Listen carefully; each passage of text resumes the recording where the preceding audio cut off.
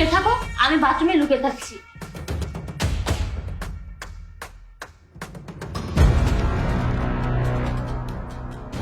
ও কত সুন্দর করে শুয়ে আছে। বেচারা এত ক্লান্ত যে প্রাইভেট পড়ে এসে বোরকা না খুলে শুয়ে পড়েছে। কোনো ব্যাপার না, আমিই খুলে দিচ্ছি।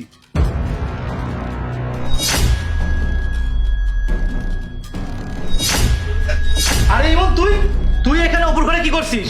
আমি বলছি, অপু, ভালো হয়েছে যে তুমি এসেছো।